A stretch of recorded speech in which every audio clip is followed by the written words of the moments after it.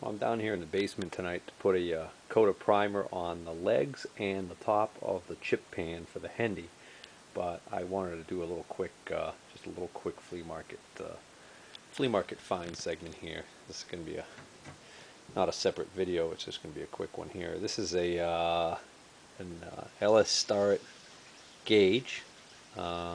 This is English Standard wire gauge. Got that for $1. Figure that's a good deal there. I got this here. I don't know if you guys have seen these before. This is an Easy Drive. This is made by a company right in Bennington, Vermont, called Creative Tools. And what's neat about this is this is a ratcheting mechanism inside this ball, and they make actually a series of different ones. I've seen some that have a case with all little attachments. This may have originally been part of that kind of a deal, but it's a 3/8 drive. It fits 3/8 drive sockets.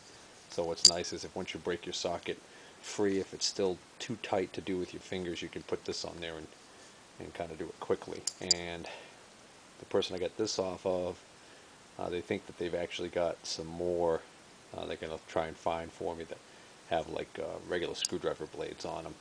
So I might pick one of those up too. This was, I think, $2. So I'd seen these in the past and they were more money, so I didn't buy them, but decided to pop on that. Then there's this here. I actually bought this a while back in one of the other flea market finds, and I had forgotten about it, and just came across it upstairs.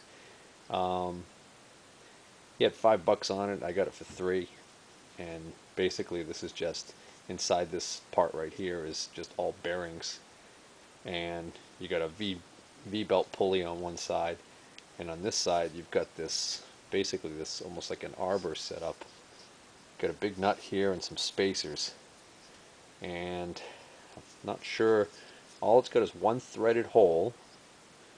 I'm thinking maybe this is part of a table saw originally, but it seems like it's got really nice bearings in it. And what I was thinking when I saw it was, I was wondering whether or not this could be made into a tool post grinder for a lathe. So that's my first thought, and if not, well, then maybe some other project down the road I might be able to use it for, but I just thought it'd be a nice handy thing to have for $3. Next item is this big ball peen hammer, and normally I don't buy any more ball peen hammers because I've got several of them, and I think I can't use another ball peen hammer, but this one caught my eye because it's bigger than any of the ones I had. This is the largest ball peen hammer I own. This one's actually a Blue Point. This is a nice one, but the handle's damaged. But if you hold it next to this one, to give you an idea of the size difference. So this is, it's funny, it's got kind of a skinny, wimpy handle on it, but it's got a much bigger face on it than this one. So this is for when you really need to bash on something. And this is a real old timer here too. You can tell just by looking at it. That's got some serious age to it. So that was cheap. I forgot what I paid for that, but cheap enough I didn't mind. And then I did some trading and got this this angle grinder, which I didn't need because I have my Milwaukee one, which is time tested true. And this is a good brand too. Nothing wrong with this brand. But I'm often changing from my wire wheel attachment to my grinding attachment to a cutoff wheel attachment, and I had noticed that in Keith Fenner in his videos that he's got a rack of grinders. Some of them are even cheapies, and the reason why he's got several grinders on a rack is because he's got each one set up with a different attachment, so then he doesn't have to waste time switching back and forth. So as you know, as time goes on, if I can pick up a cheap grinder here and there and do that, really I think I only need 3. I'd like to have one with a cup wire wheel attachment on it all the time, one with a cutoff saw, you know, blade, abrasive blade, and then maybe one with a grinding attachment. And I think I might be good to go. just going to do a quick little segment here and sneak it into this this video. So this isn't going to be a dedicated flea market one. Just want to talk about this weekend's hauls. Well, first off, actually, about 3 weeks ago, I stopped at the pawn shop in the city, and normally I can't do very good there on tools, but I happened to spot this spanner wrench, and I was, as you recall, I decided I wanted to start to put together a little bit of a collection of spanners because I didn't have really any, and spotted this one in the case there, and I got him to give it to me for I think $3, which this would probably be $1 or $2 at the flea market, but you know, pawn shop prices are crazy. At least they are in this part of the country. Here in New England, it's amazing what they'll price some of the stuff. And then, of course, they tell you as soon as you walk in the door, oh, they want you to know that they're willing to bargain. They're willing to take up to, 25 to 50% off. Problem is, some of the stuff they've got list price on it for used equipment. It's just crazy. It's all over the place. So then, this past weekend, I went back to the flea market and I saw my my friend, I guess we call him, because I've been buying quite a bit of stuff from him. He's amassing quite a collection of hardware and tools there at the flea market, and we had been able to do some horse trading. The problem is the items that I was trading him, they were all multiples of the same kind of a thing, and make a long story short, he's already taken enough of those off me that he doesn't want any more of those, so he's not, unless I come up with something else that he's interested in, from here on out I'm going to have to go cash, which is unfortunate because he just came into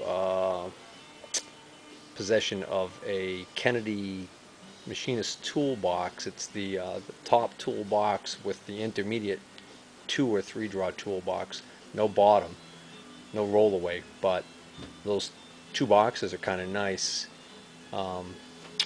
But he wants $150 for them, and I've got a lot of boxes and stuff around here still, so I'm gonna probably have to pass on that since well, spend a little bit too much money on some of the other equipment. And I did pick up, because I couldn't resist, he had another one of these easy drivers. I think I showed you one of these just recently. This one's got a large blade screwdriver on the end there, and this is by that same company, Creative Tools of Bennington, Vermont. So you've got, basically, you just pop this up from this side and put it in this side depending on which way you want the ratchet to work. But it's kind of neat. It's a nice, good grip on it. Pretty cool. I liked it, wanted it. So I got that. In that machinist toolbox, there weren't actually that many machinist tools. There were a few items in there. He had a Starrett Precision Square that I wanted. He wanted $15 for that, and that's about the right price for that, but I passed on it because, like I said, I'm getting a little frugal. But I saw these Craftsman pliers. They're in excellent shape, very good shape. But what I liked about them is, unlike a lot of my needle nose pliers, I think these might be called duckbill. They've got this very interesting, they get a long reach, but they've got jaws like lineman pliers. So,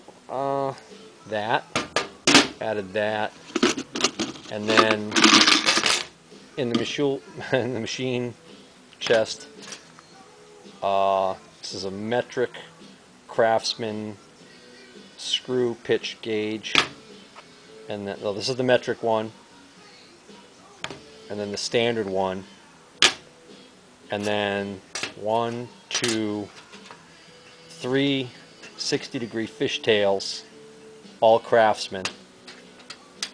So I got this, all of this right here, $5. So that was my score for the weekend. This little pair of snap ring pliers, they're really nice little snap ring pliers.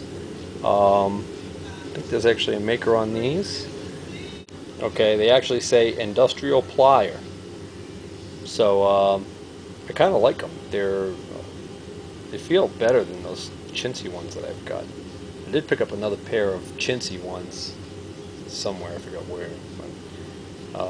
So these were actually in the haul of parts that went in the cabinet for the index mill, and I think I inadvertently may have omitted showing these, so I just thought I'd show them now. Nice little score there.